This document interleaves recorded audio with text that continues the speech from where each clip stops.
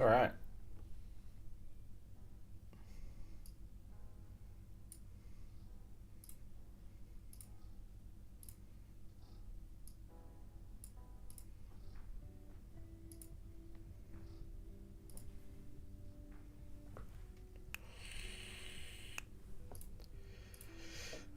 All right. I think everything's all set up. Let me do a quick sound check.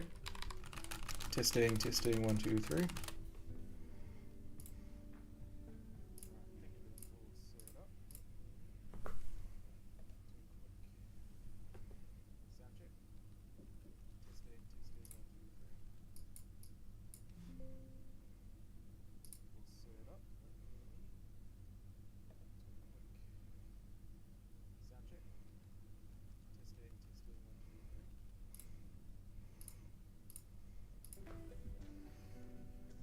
Okay, I think this can go up quite a bit.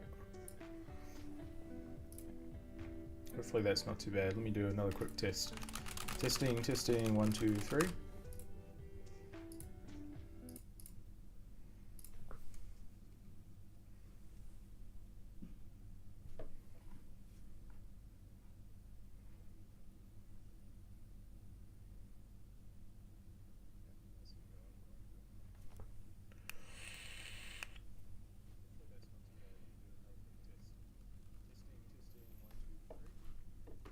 Yeah, that's better.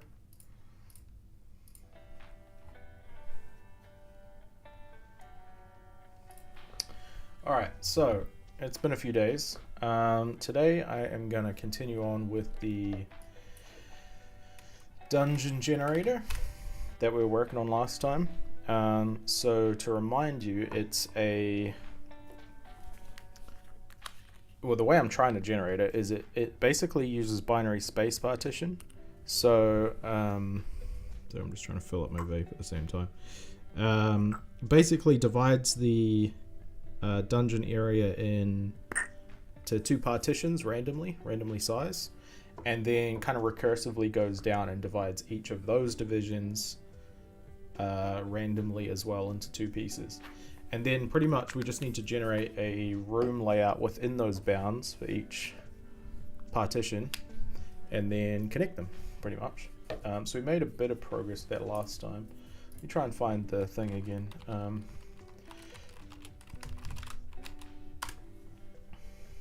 think it was this.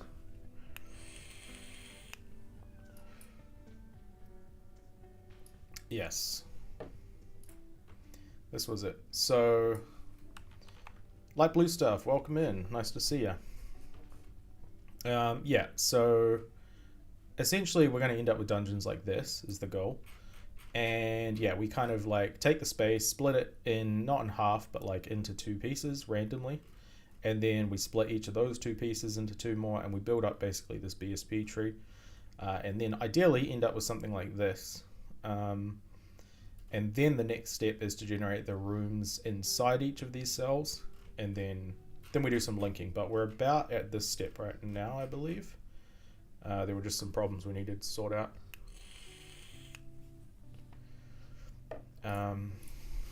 Yep, so let me get this opening. Hopefully the font size is okay. So yeah, it's going to be a little slow off the mark here because it's been a few days since I've looked at this code, but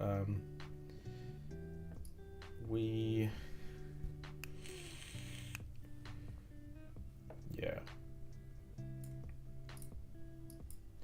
So let's go through this algorithm basically from the start. So we generate a dungeon, we don't worry about this stuff just yet, but we create a root node, which is basically just a normal node which has an A and a B side. The split alpha is like how like where this line sits basically. Light Blue Stuff, have you ever developed a mobile game in Java? No, I have not. I've never developed, well, I have developed a game in Java before, but it was like right as I started programming, so it wasn't anything crazy. But no, I've never done any mobile development before. The closest I've come was developing for the HTC Vive, which is for VR, but that's still, back in the day, it was like you'd plug it into your PC. Anyway, so not really mobile. Why is that? Are you looking to get into some mobile development? I'm assuming game development? Yeah. I do quite like Java though, that was my first language.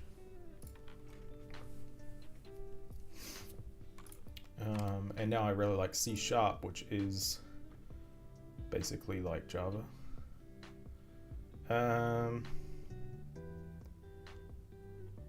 Well, wait, why are we already hitting breakpoints? Oh, this thing?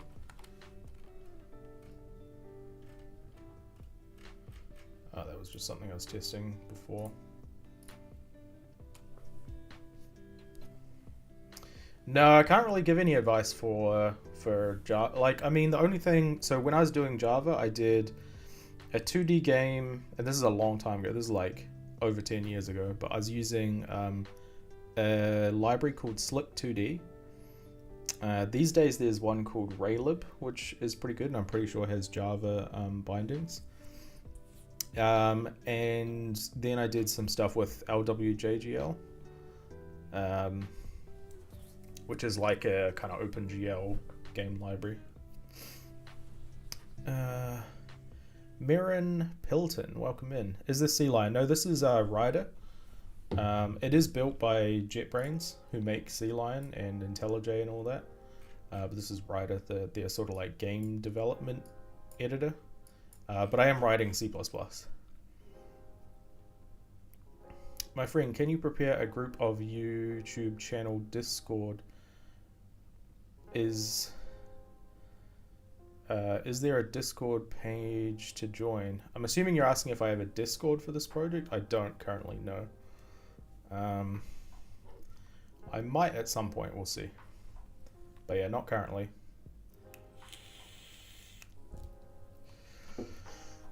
Welcome to the stream, by the way. TTR. Right, let's just make sure we can actually play and everything. Looks like we hit the breakpoint, that's fine, don't worry about that. That's just it trying to generate the dungeon.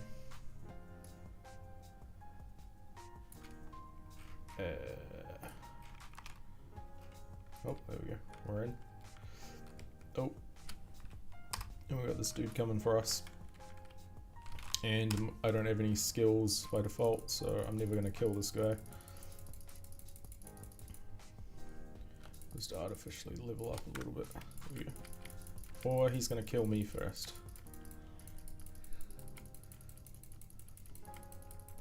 Yeah, this whole like combat system's a bit jank at the moment. Because it's not really taking into account any like level difference or anything, so he's actually super hard to hit. Which is not amazing.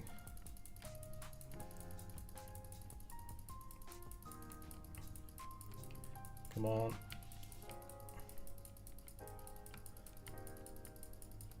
God damn, come on. There we go.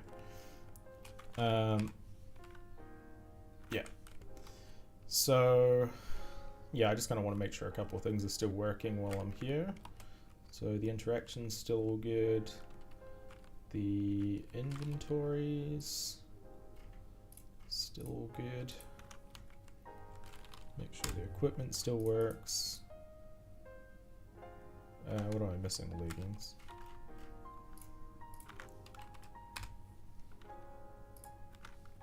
Yep, you can see down in the bottom left my armor updated, and I'm pretty sure this should still work.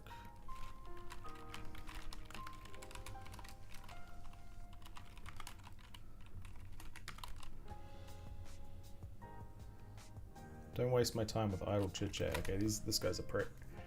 How's it going, Sheik? Welcome in.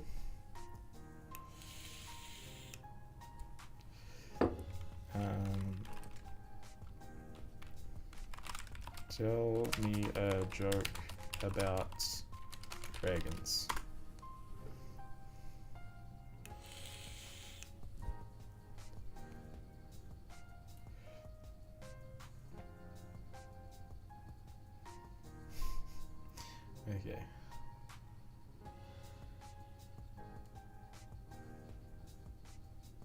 Why did the dragon go to the party? Because it was a pauses, savoring the moment, blazing good time. Oh my god.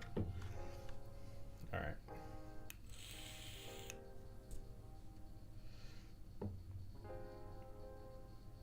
Okay, cool. Anyway, that all works fine. Okay. So, yeah, to get back to the dungeon stuff, let's have a look.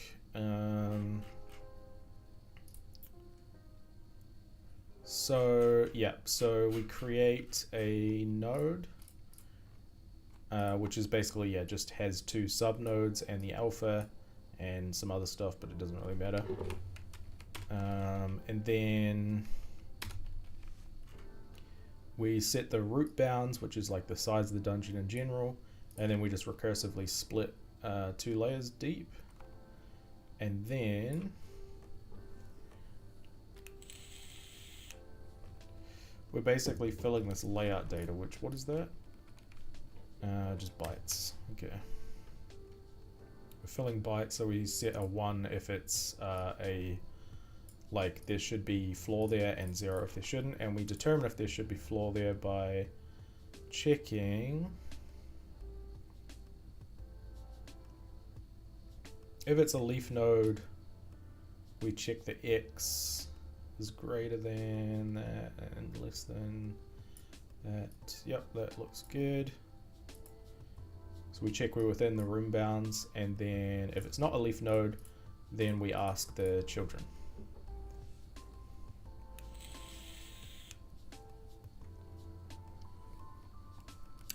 To become a game developer, what software do I need to learn other than Unreal Engine? Do you think artificial intelligence will ever replace programmers?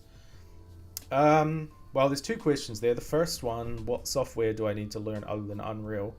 If you're planning to make games by yourself, I would recommend learning Blender for 3D stuff, 3D modeling and whatnot.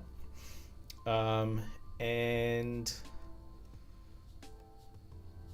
although, to be fair, you can actually model in Unreal Engine, so you could go that route too and just use Unreal. But yeah, those 2 things I think you get started. Eventually you'll need audio stuff, but I wouldn't worry about that. Honestly, if you just start with Unreal, you'll be able to get pretty far if you just like make a basic game with like cubes or something. And do you think artificial intelligence will ever replace programmers?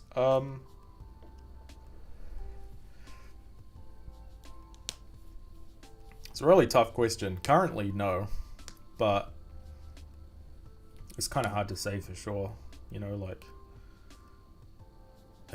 right now, as far as I can tell, as far as I've seen, the like Chat GPT and like AI is really good at helping with specific problems or implementation logic in your code. Like I could say, not have this code here, and ask it to fill that function in, and it'll probably do a pretty good job at that, honestly. But the thing is, like, I haven't seen yet AI that's good enough to, like, I'm trying to think of a good way to explain this, but understand the entire architecture of the game. So like as a programmer, I know like pretty much, you know, how this entire thing works with all of these files here. So I kind of can ask it leading questions. So I can ask it how to do something, but I couldn't really ask it like, hey, you know, like finish this project for me, for example. It's not, as far as I've seen, able to solve kind of general, like broad cases like that. But for really small cases, it's super good. So like, I don't use it a whole lot, to be honest, but having it as like a peer programmer, I think, is where it shines at the moment. So replace programmers? I don't know. Probably, honestly, but I don't think we're there yet. It's really tough to say. I hope not. And honestly, even if I was replaced by an AI, I would still program for fun anyway. So yeah, it doesn't really bother me.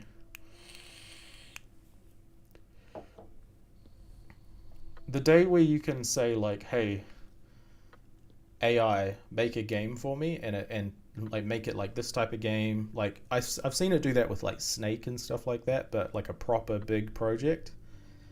That's the day when I'd probably say, yeah, it'll replace programmers. In games specifically. I'm only talking about games here, because that's where all my experience is. Software development, I have no idea. But, yeah, hopefully that answers that question. What do you guys think, though? I know it's kind of a little bit of a polarizing topic sometimes. Okay, so let's see what we get printed here, because I'm pretty sure I remember there being a bug with this code somewhere, but I couldn't figure out where.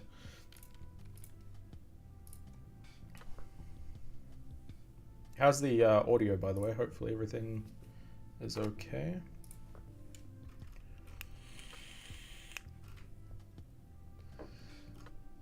Okay. So it looks like maybe it is working. In my opinion, that's it. There's a lot of time left until then. Thank you for your complete and patient answer. You are very kind. No problem. No problem. Yeah, it's an interesting topic. I'm very interested in what happens with the AI stuff. But I don't really have a great use case for it currently. That's why I'm kind of trying to use it for NPCs in this game. So I thought it would be an interesting problem that it could solve potentially. So like this is all running through an AI LLM or the NPC dialogue, and I feed it. I pre-seed the prompt with like information about the character, so it knows its own name, it knows what race it is, all that kind of stuff. And it's got character traits. And eventually I'm going to try and do quests with that, but we'll see what happens.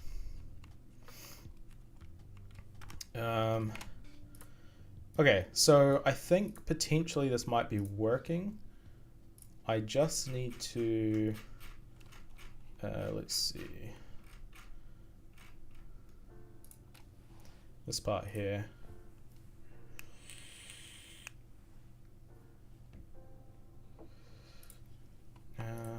Let's see, so we got room bounds and node bounds. So room bounds, yeah, the room width can currently be pretty small. So I'm gonna say it has to be at least half the width. I've been writing C# lately, so that I'm gonna probably make a few syntax errors here, but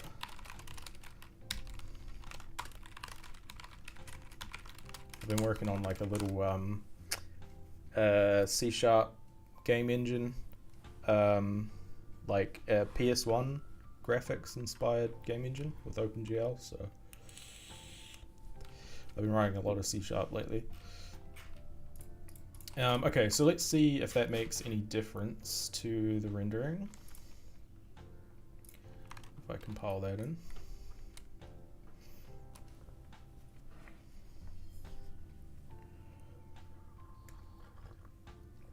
What kind of stuff do you guys work on? Always interested to hear what other cool projects people are working on. Okay, so we should be generating at least half the size of the owning cell now. So it should... That does not look right, does it? Did this get compiled in? It did.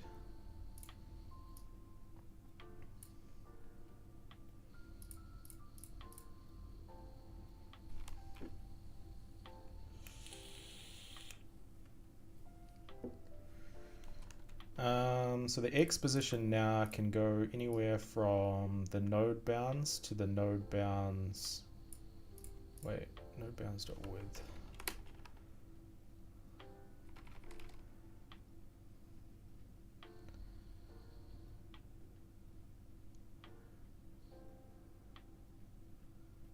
Yeah, that should be right. Anywhere between those two. Then we set the X.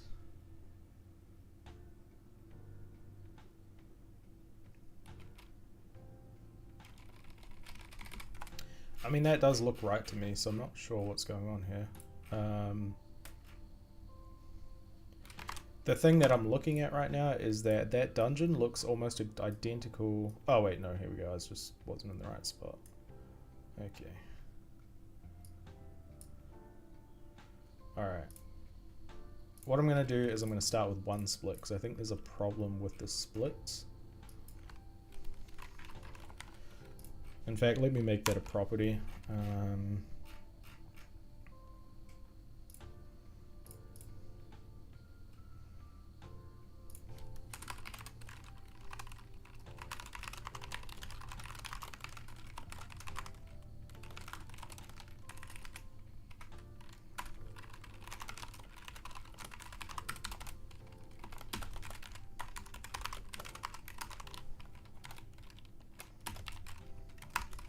SP split depth, and I'll set that to 1 by default, and we'll use that instead.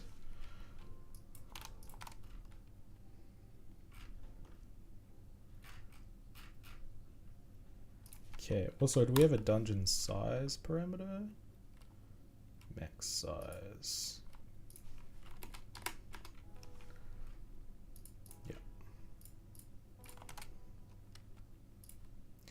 Alright, let's try that.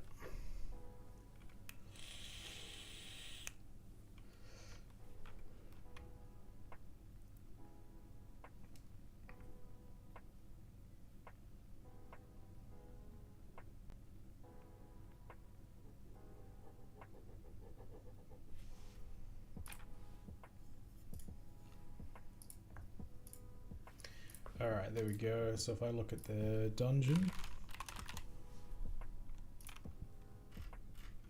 Oh, dang it. Hang on. I forgot to...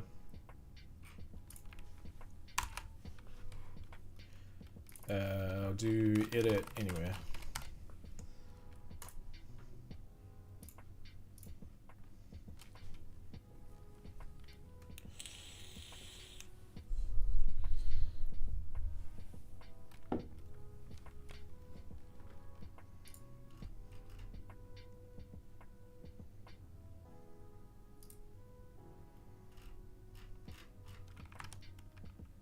Okay, so now we should have a property on here somewhere called split something. Yeah, split depth is 1.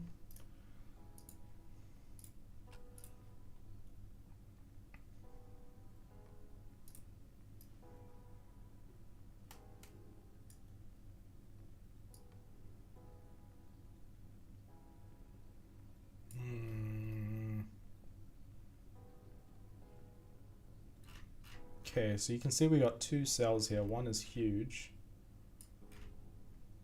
and one is smaller than I would have expected. It's supposed to be at least half the size of the parent cell.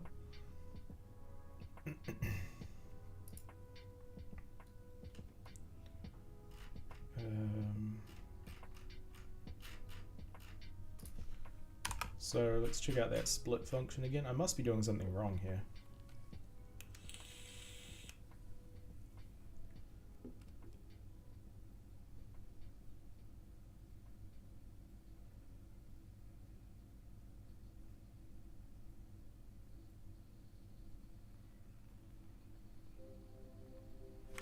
So it has to be between half the width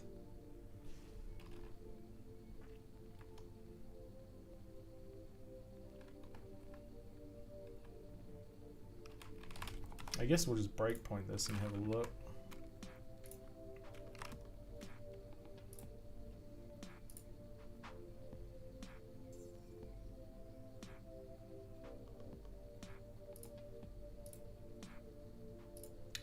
Variable is not available. I don't like the sound of that.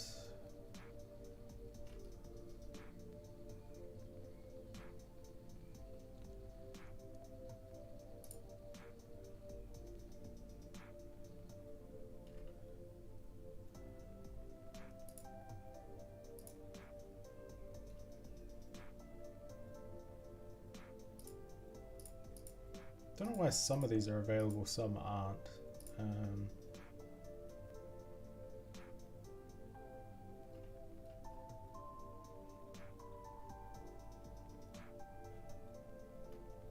Because that's going to make this awfully hard to debug. Rebounds. Okay.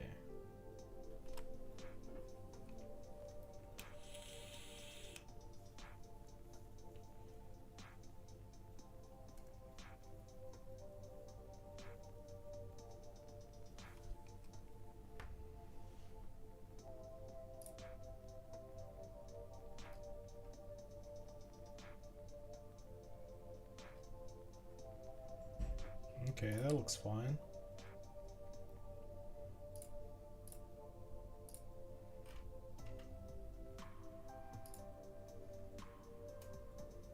That also looks fine. Okay, so that looks like 2 large rooms. Yeah, okay, that looks fine. Okay, so now if we increase the split depth,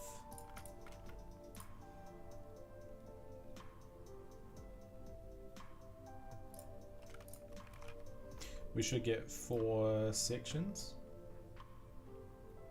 Yep.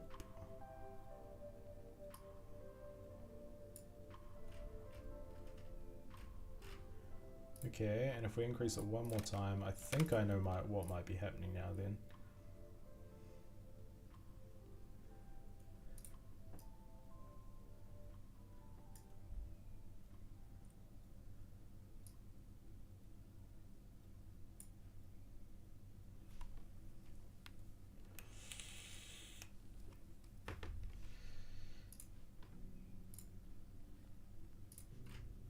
Okay, so let's see.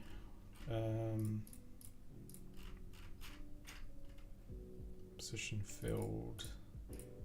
Put a number in there.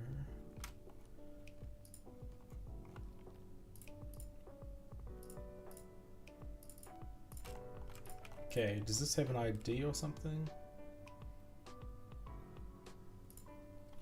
Let's give these some IDs.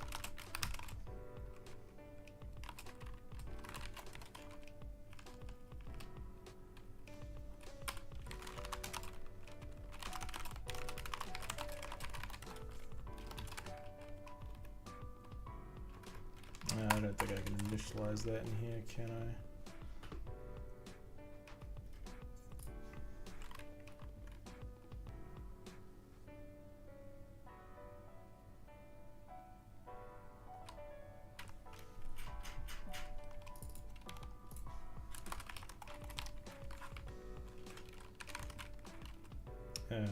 What do I call it? Next ID.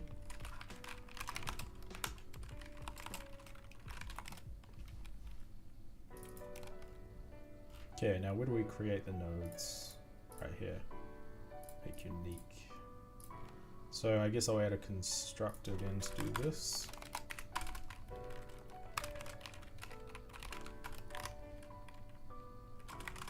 Probably could just inline this, honestly. I don't see why not.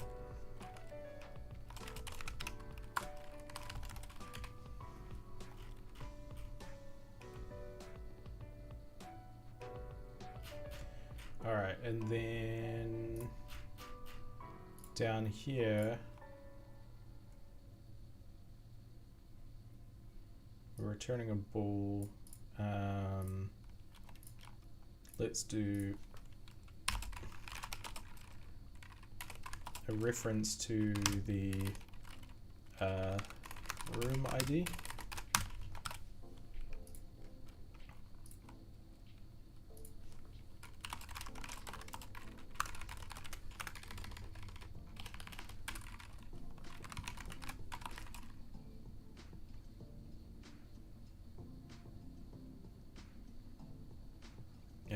That will be just the ID of this node.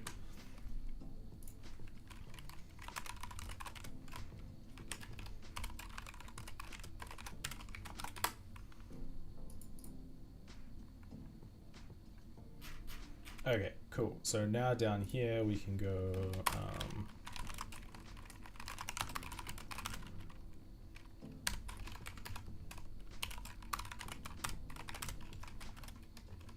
can set the room ID like that, and now rather than putting an X, I'm actually going to put the room ID.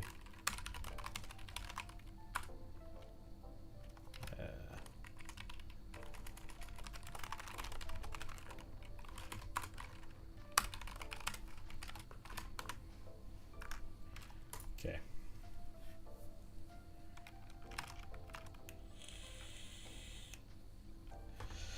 I also need to start setting up the stream for this, random stream, so I can generate random numbers that are the same each time.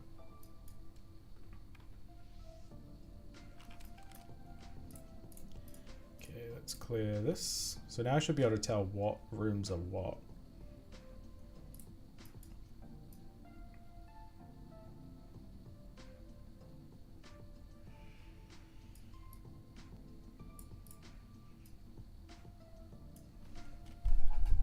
Whoa, what the hell?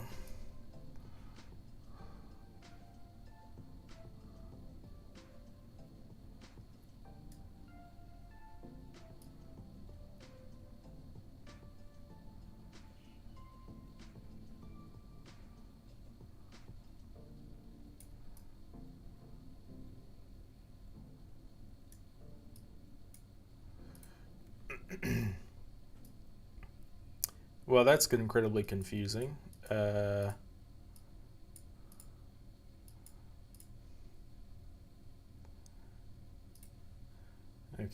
so what we're going to have to do, I suppose, is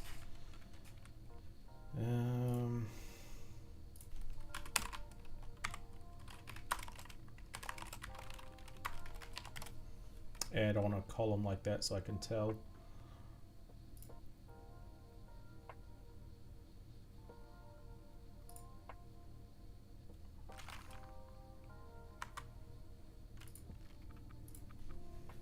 I think that's getting up to ID 15 though, which is 2 times 2 is 4. Oh yeah, no, that's right. 16 rooms for a dungeon of that size.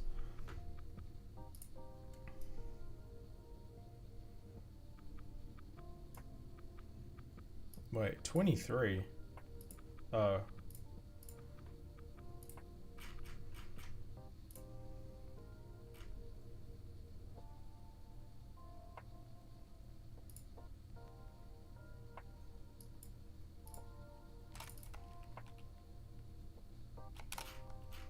Yeah, okay, so every time we generate, we want to reset that.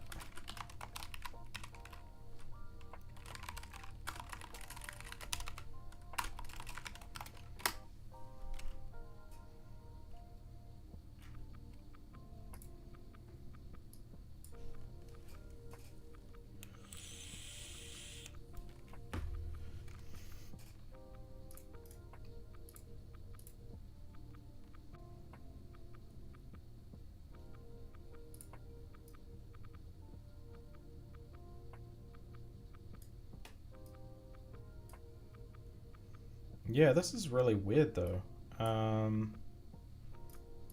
So if we go down one more step, back down to two splits.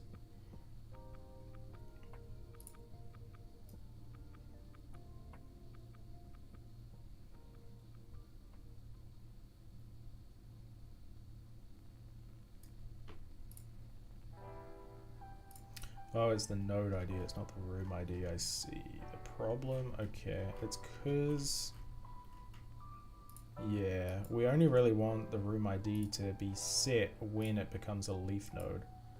So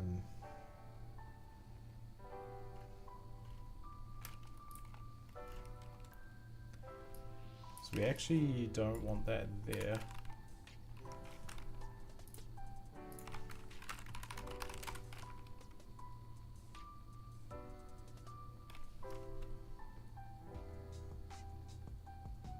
Really? We don't need to be scanning that much stuff.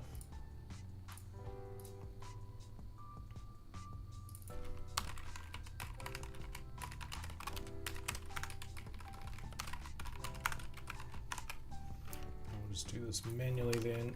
Next room ID. And where else do we have problems? Right here.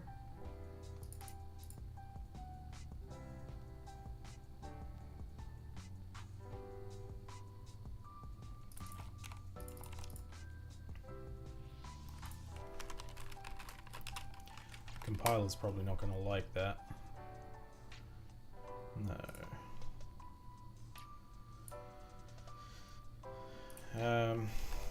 Okay.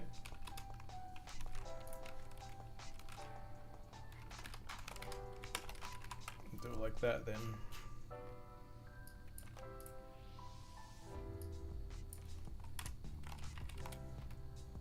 Oh, wait.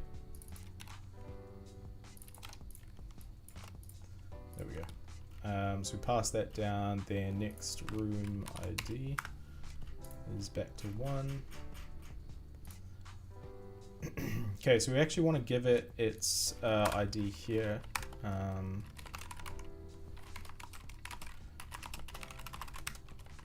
Because otherwise we're seeing a whole bunch of rooms that like the IDs aren't consecutive.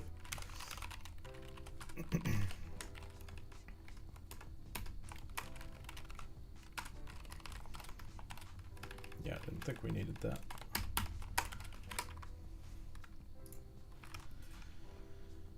Okay.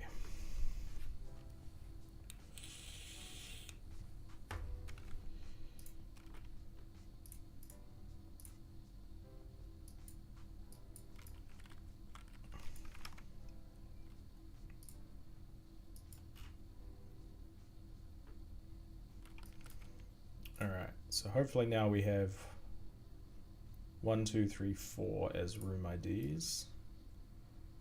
We do. We have.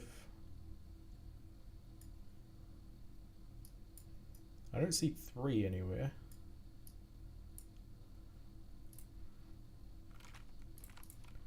Go back down 1 step.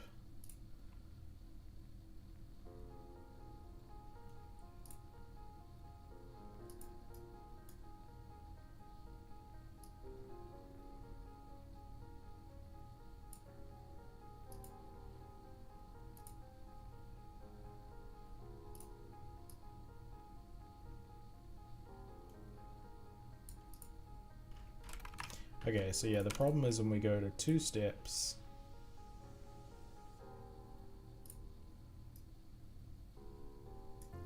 they overlap. They shouldn't overlap like that.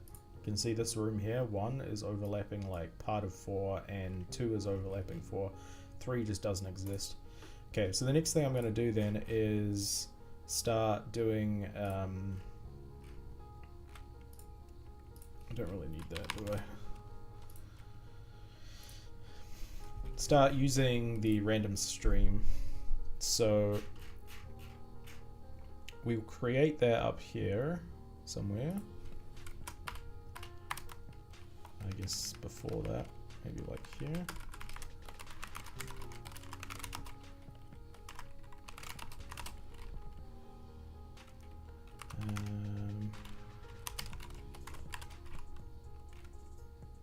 The seed, I'm pretty sure we have, yep, the seed. Okay, so now we just need to get this into the places we do the randomness. So let's have a look. There's random in here, so that means this is going to need a stream.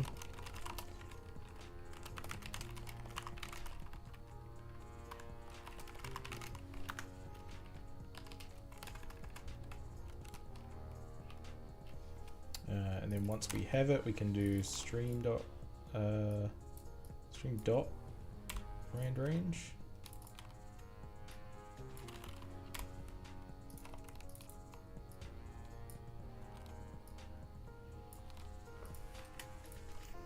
Okay, is there any other randomness in here? Here's one.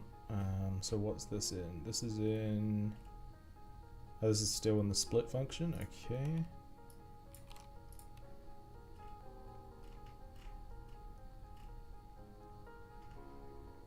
The rest of this is all deterministic, I think. Yep.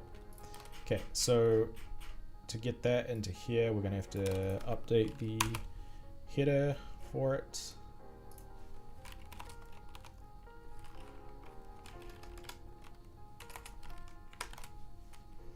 Okay, and now something will be mad in here somewhere. Okay, so down here we can just continue to pass the stream down to the children, and then down here there's a problem. That's where we need to inject the stream initially. Okay, now it should be deterministic,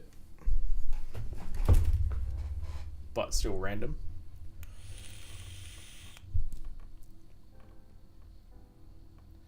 Which is going to help me debug this, I think.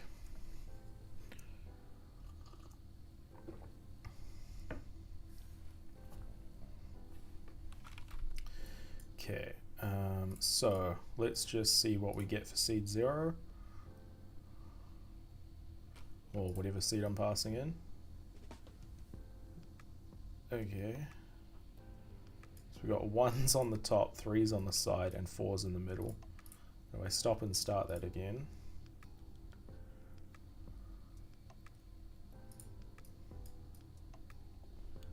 Yeah, you can see the dungeon layout is exactly the same, even though I restarted.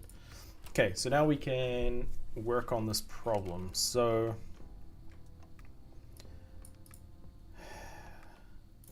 now that it's deterministic, I can actually see what the deal is. So if I put a breakpoint somewhere, like right here, I guess,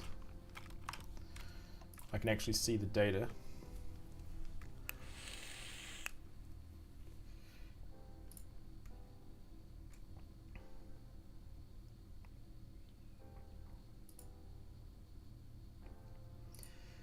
Okay, so this is a leaf node. The room bounds is 0 on the X because the node bounds is 0.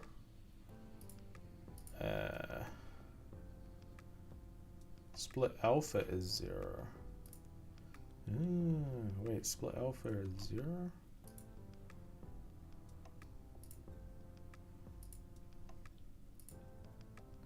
Split alpha is 0, okay.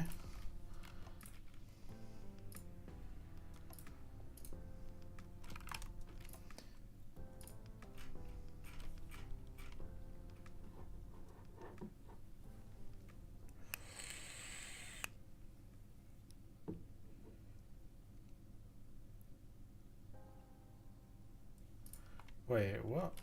Stream dot rand. Oh, if rand range.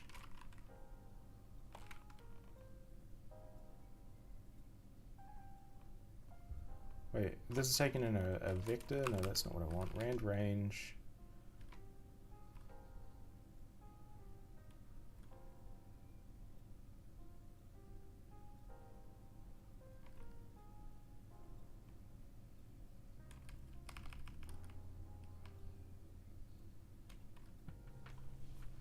Wait, none of this looks like what I want.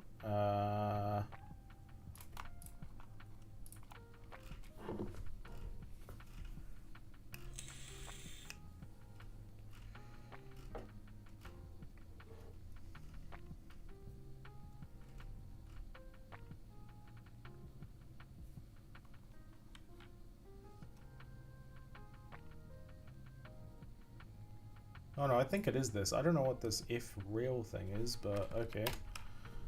That might be part of their 64-bit number thing. In which case we would need to if rand range all of these.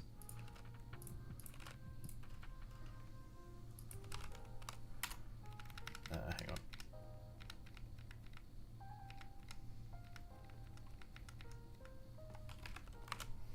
There we go.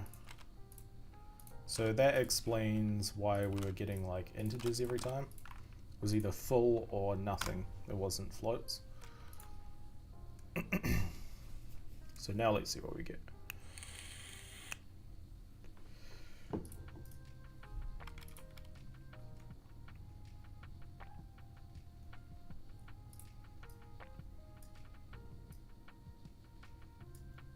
Okay, that's better.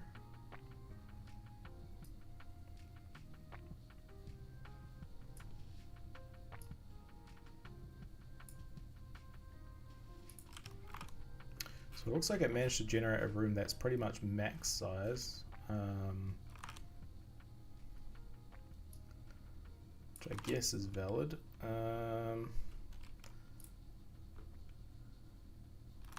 Let's just run that again. I just want to see what the actual data is.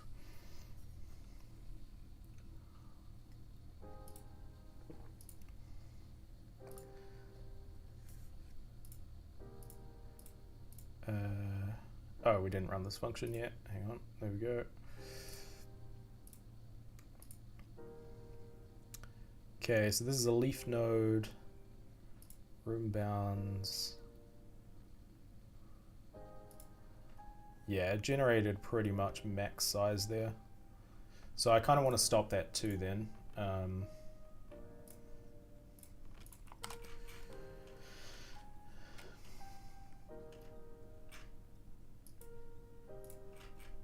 So if we look at the height we're allowed to go, it's anywhere between half the room's height and the full height. What I might do is between...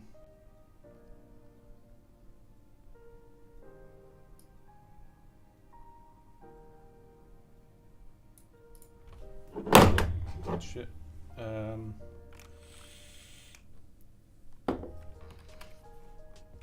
Let's just do it like this, maybe.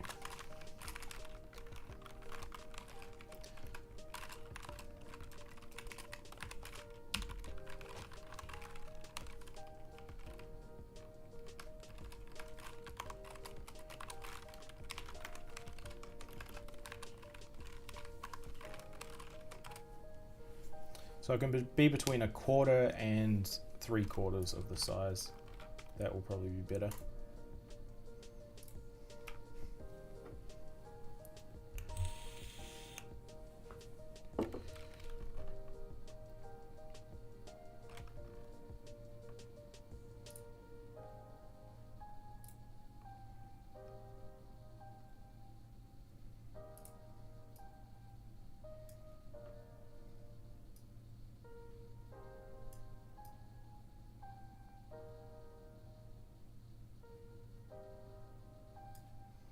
Wait, why is the dungeon changed though?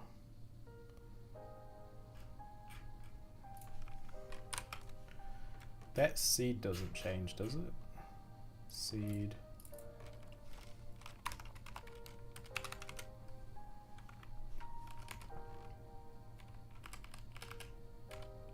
No.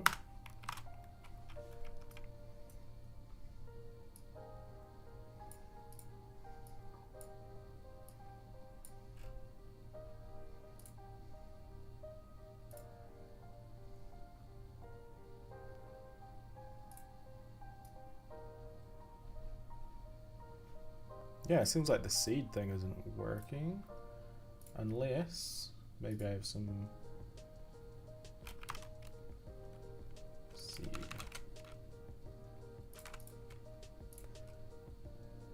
Maybe if you plug in 1 as the seed, it randomizes it or something. Okay, so now we've got that one.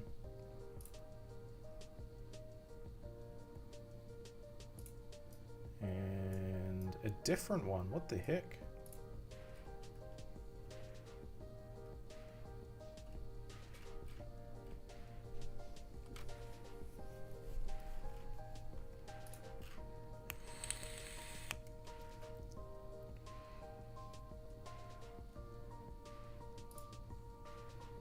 The stream goes in. Okay, so we create a new stream, then pass it all the way through the splits.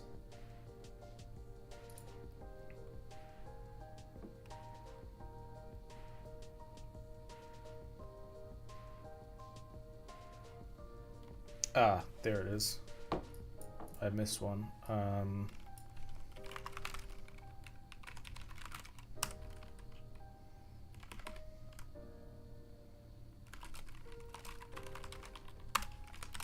That should sort it out.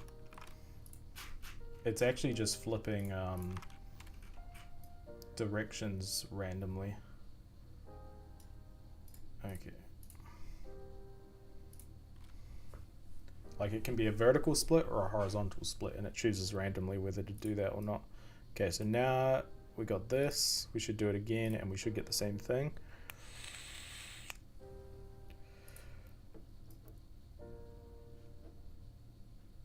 No. What?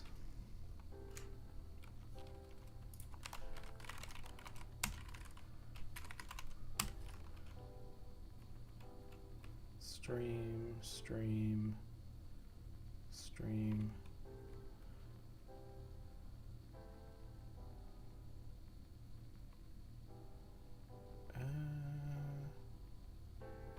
We are using streams for everything here.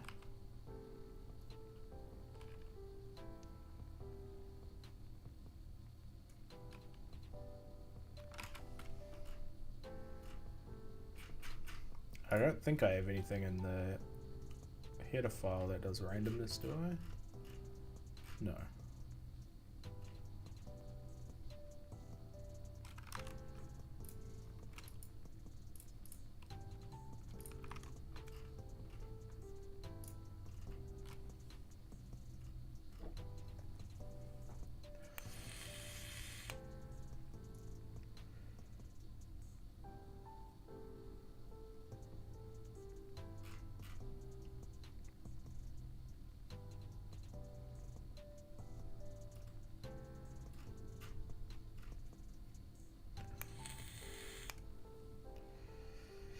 All right, let's put in. Well, I don't really need a breakpoint because I can see that it's different. So we've got ones on the left, then twos, basically the same size.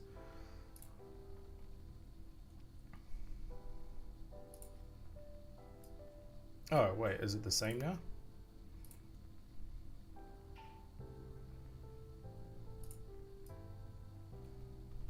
No. Ones and then twos. It looks like it's changing direction.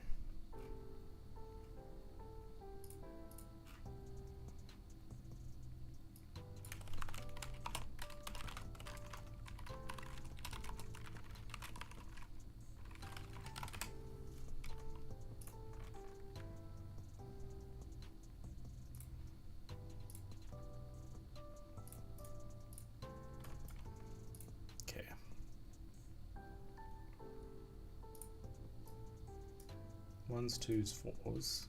Don't know where the threes went.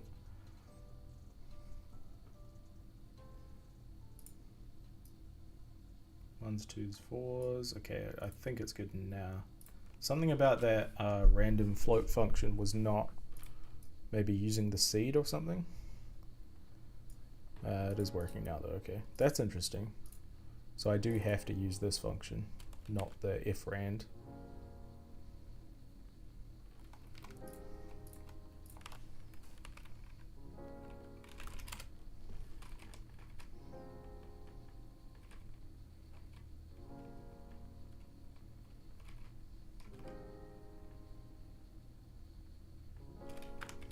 Get fraction.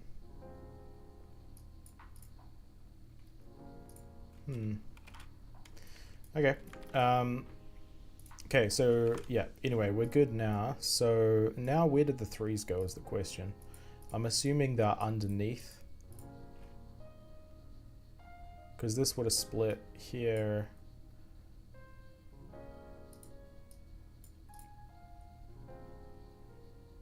Then here. And so, well, there should be threes up here actually. So let's chuck a breakpoint in.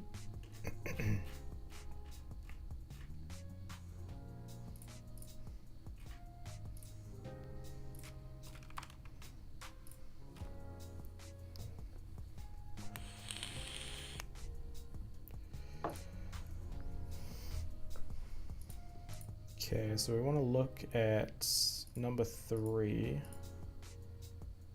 That's ID 1, 2,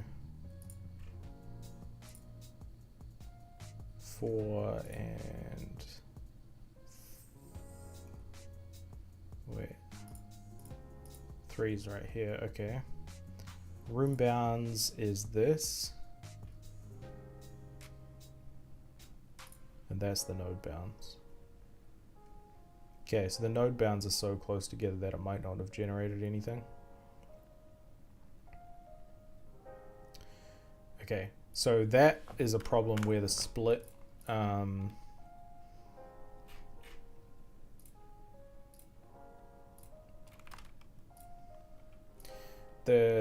when I do, let's see, this, it can't be that close together. It can't be all the way, so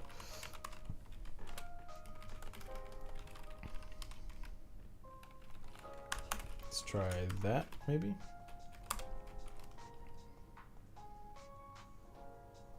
Oh, wait, wrong thing. The split alpha.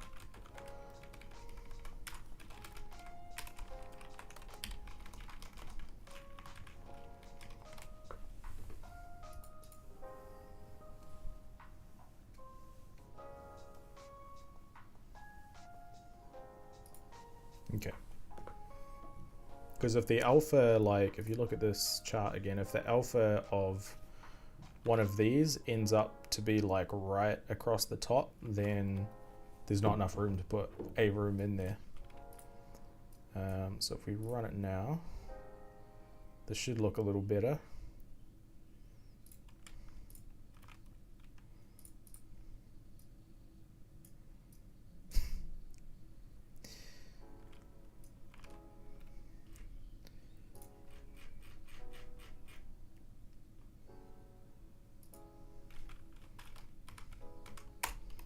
That's awkward.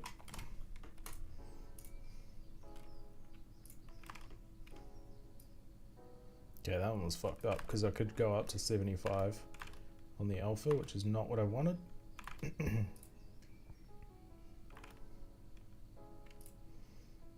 Okay, this time.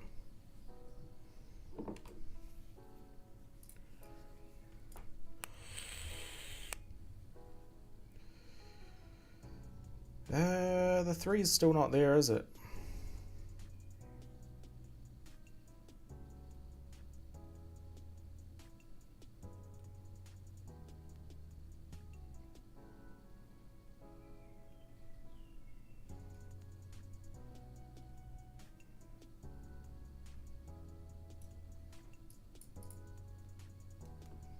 I wonder how this split then. Maybe it's down here.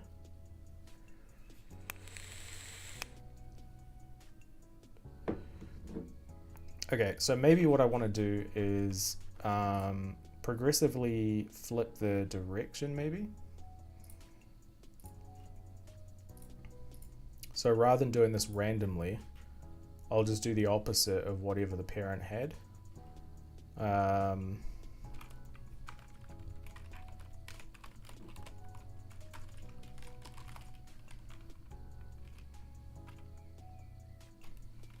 Wait. Go down, child A.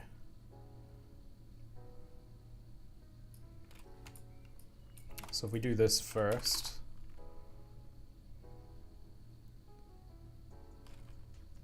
In fact, we don't need to do that. We just need to set the child, so.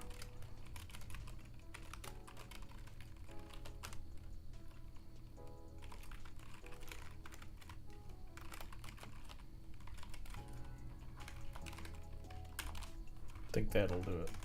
So that, I think, will alternate. Let me just make sure I do initialize this. Yeah, I do. Okay, cool. How's it going, Gandev? Nice to see you. We're still battling this dungeon generator today. Pretty much picked up from where we left off and just fixing some bugs with the generation. There we go. So that's a bit more reasonable.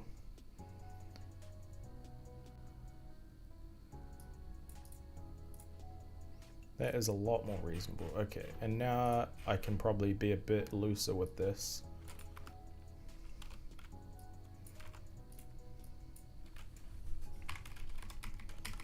So we'll leave a 10% margin at the sides. I guess that's 20% added up, but good old ASCII yeah, just because I don't. I mean, I guess I could render it in 3D, but yeah, it's quicker just to make sure this is working with ASCII.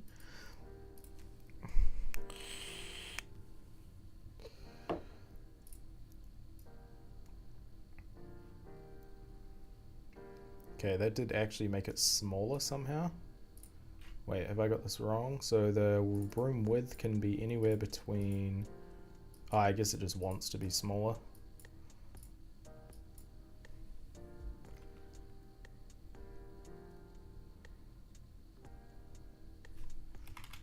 Okay, well, I'll cap it at 2.5. That's fine.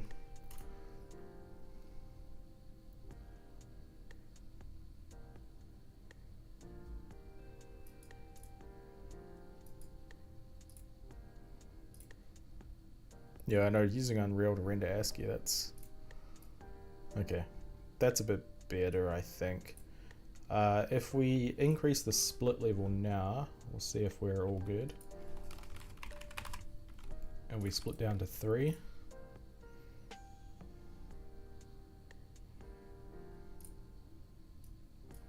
One, two, three, 4.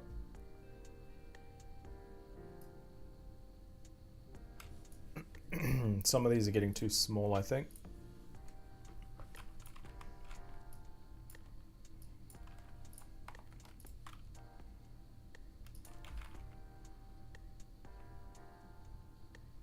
So let's force them to be a little bigger. But yeah, we might, on this resolution, we might not be able to go down this low.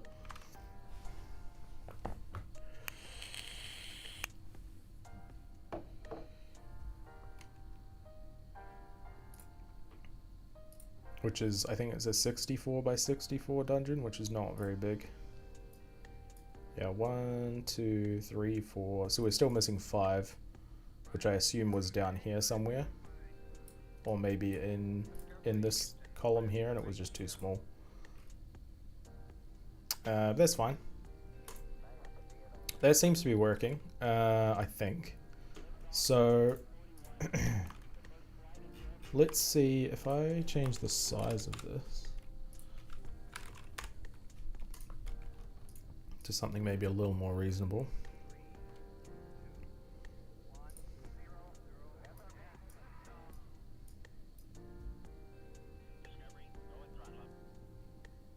Oh, because I'm doing percentages, we still lose it, I guess. Okay.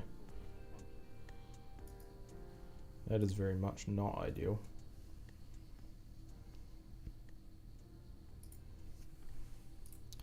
Okay, so let me just, to see what is actually going on here, do this real quick.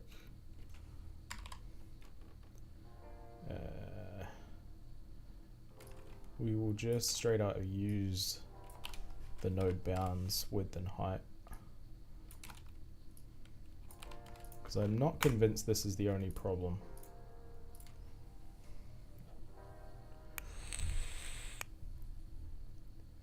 How's your project going, Gandiv? How was the update?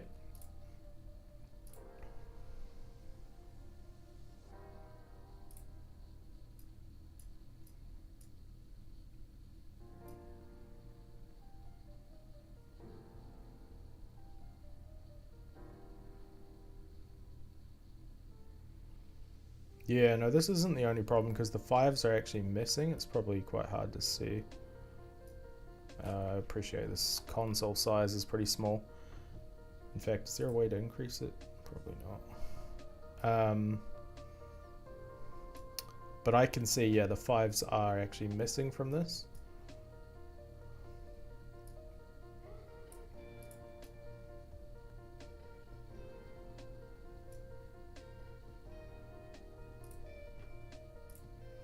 So when we do our split alpha, where is that?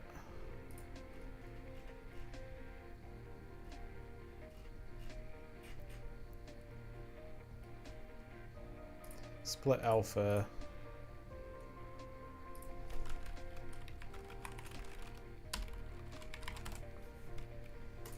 Let's just see what this does. Update went well, big player peak, some issues though, like crashing, that need to be resolved. I see. That's always fun. Glad to hear it though, glad to hear people liking it.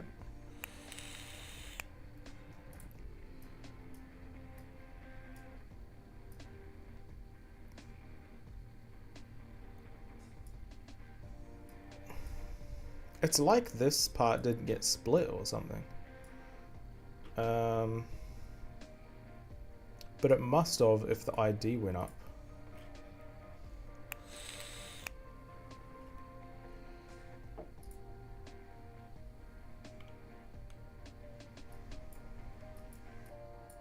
So this is definitely right.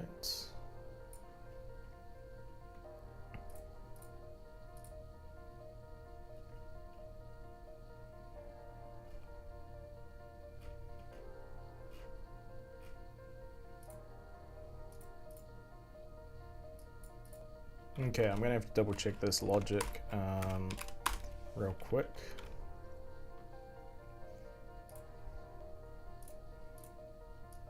And I can't, well, I probably could do it in my head, but it's quicker just to do this. So if we have a horizontal split, we want the child's bounds. So if this is A and this is B, and this is X, X, X, and then Y.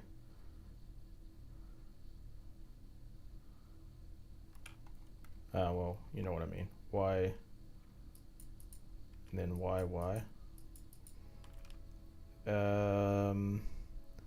So we want X, then, wait, horizontal split? Yeah, that's horizontal split.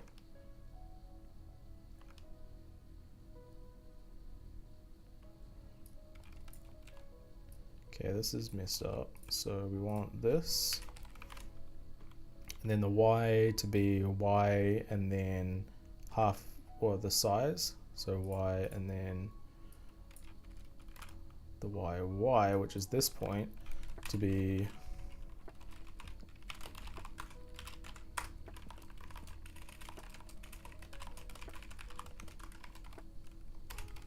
like that. And then for child B, we want the y to be this. I guess I just wrote these in the opposite order. The x's to be the same. And yeah, that for the y, okay. And now for a horizontal split,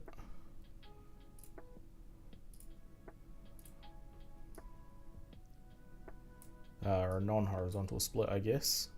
So we got x, x, x, and then y, and then y, y. And this is A, and this is B. We want, so x. So basically both of these, the y's are the same. So let's just start with that.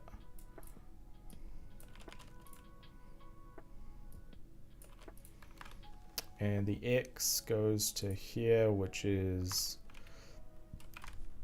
the x of child A.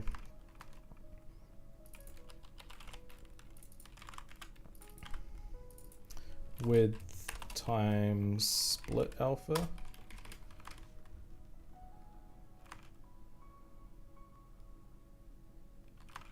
And B to start at that x and go all the way to the end. Now looking at this potentially,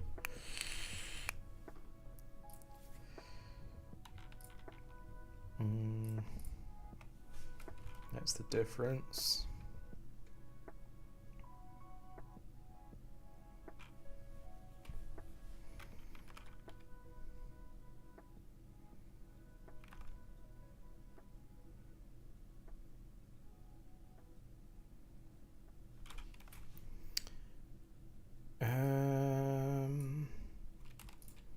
Do we want it to be like this, I think, eh? So the A will be, the A's XX, which is this point, will be the X plus like this amount. Yeah, I think that might be the problem here, okay.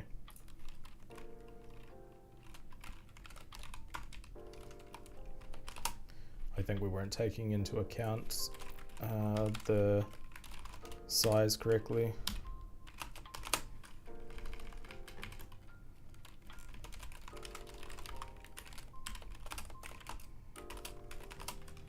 Yeah, I'm pretty sure that's what we want. Okay. Fairly confident that's going to work now.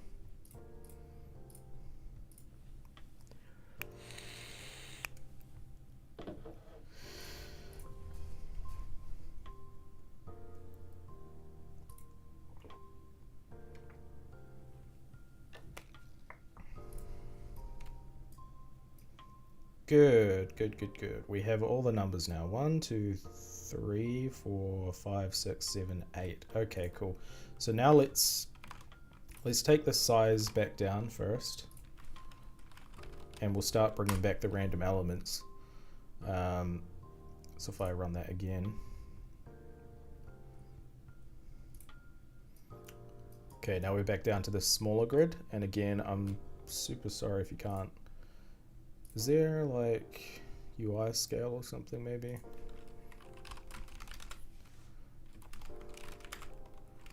UI, DPI.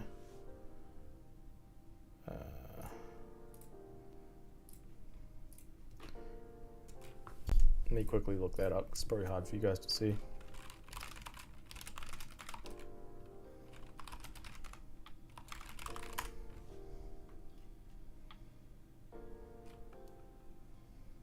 Edit, editor preferences, application scale.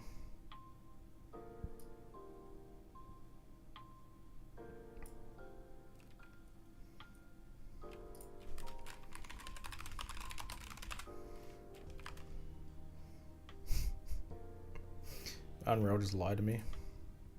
I mean, AI just lied to me. Raise scale and layout. Ah.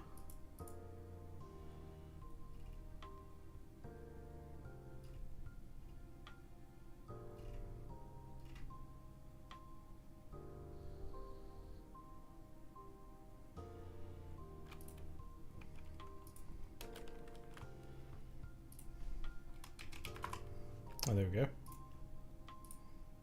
There we go. That's probably a little easier for you guys to see now. Never trust Google AI. Yeah, just straight up lied. I do kind of love how AI just lies with such pure confidence. You know, it's not great, but at least it's confident. You know. John Black's backslide incident. Oh God, I haven't heard of that. Backflip. Okay. So yeah, if we now start bringing back this randomness, so I'll start with the split alpha, which I somehow keep losing. Here it is. So we can split anywhere in that range. I should just make these properties, shouldn't I? Okay.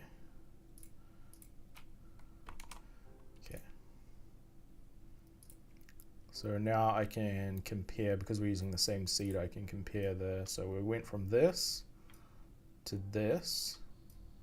So now they're different sizes, but we do still have all of the cells there. Okay. And then the next thing will be to bring back this stuff.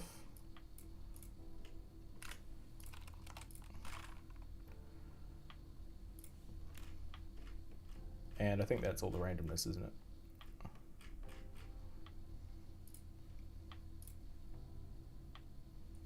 We may still run out of resolution on some rooms though. Oh no, there we go. 1, 2, 3, 4, 5, 6, 7, 8. Yeah, cool. That is pretty decent.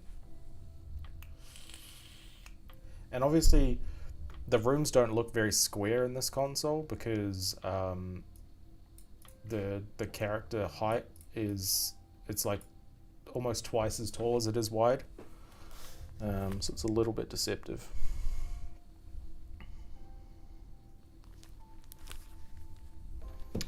Cool. All right, I reckon we start getting this generating in 3D. Let me just commit that so I don't screw it up.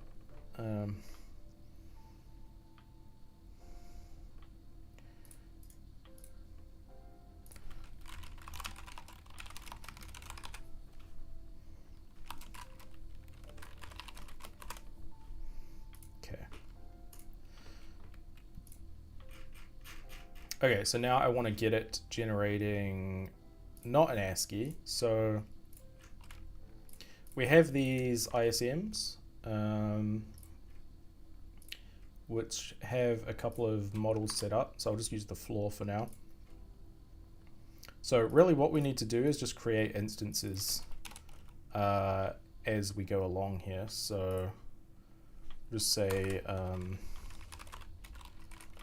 B is filled, then add an instance, and we'll add it at, I guess,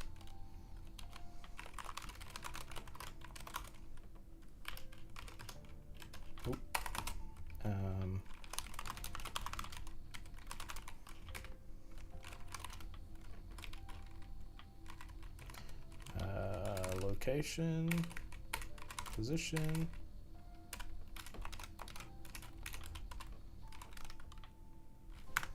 wait, what?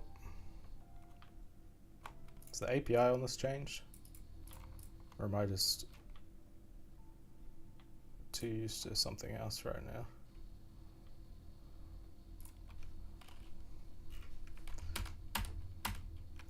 Okay, whatever. Yeah, I guess I don't remember there being setters though. I thought you could just set the variable directly. I guess not. Okay. So the position is going to be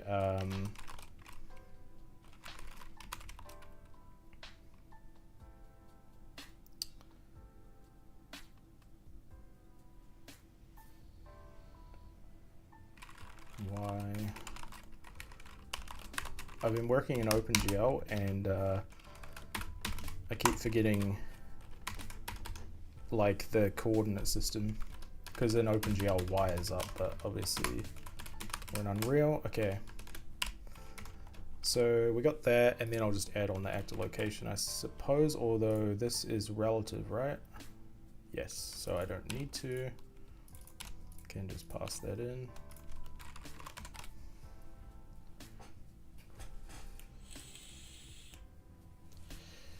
Special SIMD types. Ah, I didn't know that.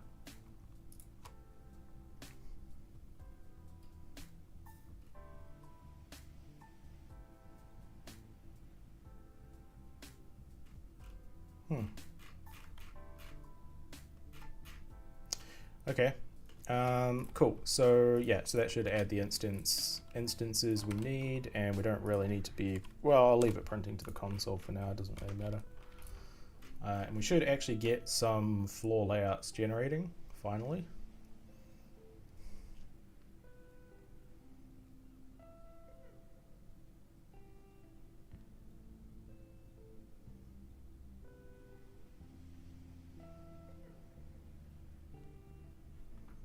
Eventually.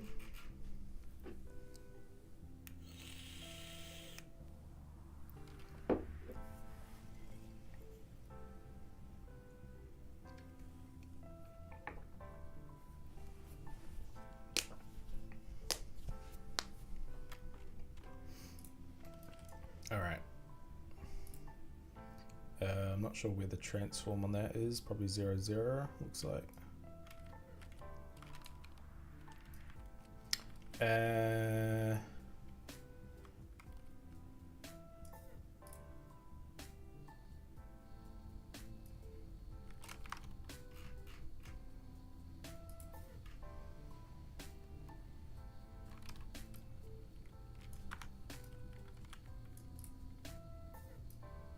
Interesting that when I click on this, it lags, and when I don't, it doesn't.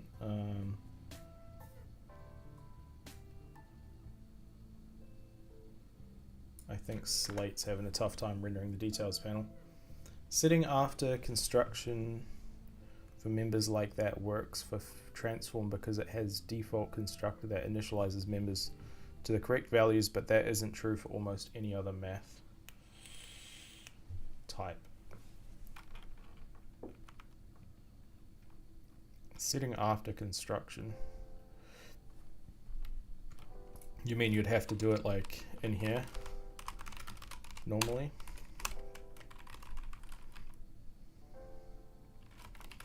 Yeah, I mean, it seems to be working. I don't know why this position is off though.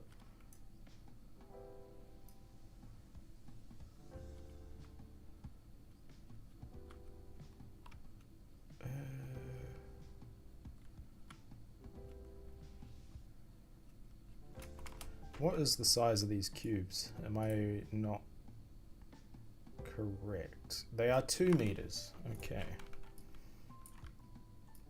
They're supposed to be 1 meter. But that's fine. Are they really 2 meters? Oh, I've scaled them down over here, that's why. Okay, yeah, but there we go. We can see the beginnings of a dungeon layout happening. It's just a case of starting to connect some rooms and stuff, and I don't know about some of the shapes of these rooms necessarily. I might modify a little bit of how the actual fill function works, but for now, just a square is fine. Yeah, so I mean, potentially we could go another layer of depth. See how that looks.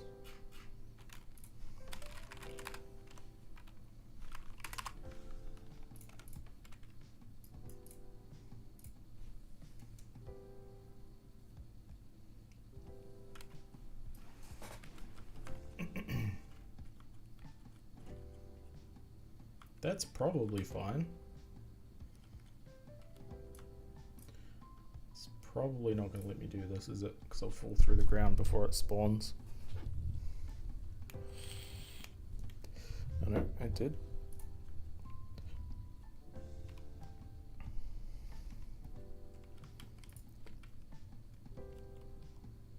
Hey Noah, welcome.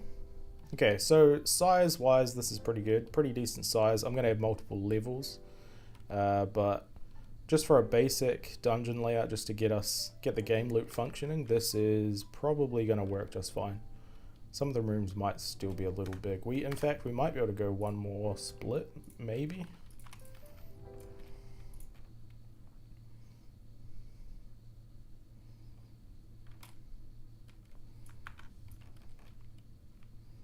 Yeah, I think we can get away with that. Although we do get some rooms actually colliding now, which is not probably what we want. So yeah, we'll take that back down, unless we increase the resolution. Yep, okay, so I'm going to commit that as well.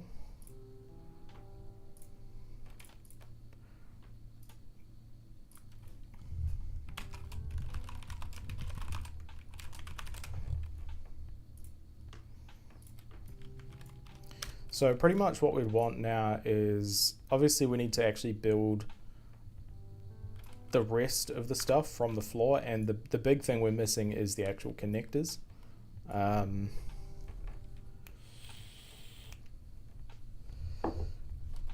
So yeah, that is going to be a thing we need to figure out. That's the next thing on this list. So we've done all this. Loop through all the leaves of the tree, connecting each leaf to its sister.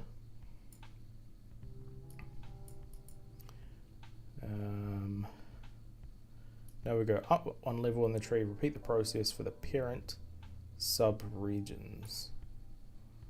Now we can connect two sub-regions with a link between the two rooms, or a corridor and a room, or two corridors.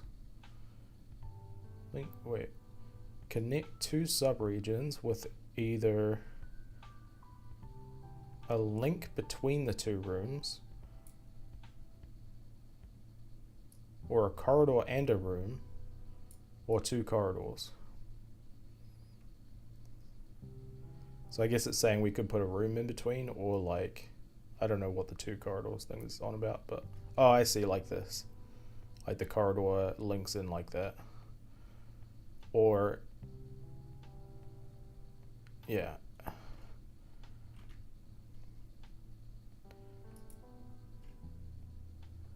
The first two sub-dungeons, A and B, which is the top level.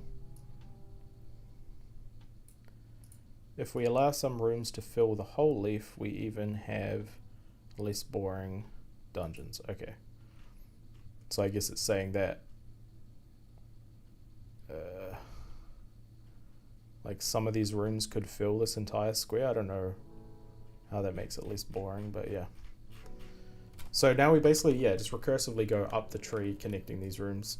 But I do think I'm going to leave that for next time, because that's like a whole nother probably like hour or two project to get done.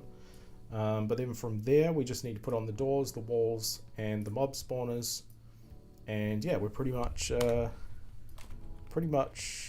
gonna have like a basic dungeon to crawl, which we can use. The plan will then be to probably the next thing will be having the villages basically having a travel system. So we'll generate the world, and we'll let you go to different villages or places of interest on the map that you've learned about. And then once we have that, the people in the village can actually send you out on quests. For example, clear out a dungeon, and then you go back to the village, hand in the quest, and that's the first kind of loop done. Or you go out and just, I guess, loot a dungeon and sell the stuff at the shop. Yeah, so getting there. Slow progress, but steady progress. So I'm going to leave it there for tonight. Thanks for tuning in, everyone, and I'll catch you in the next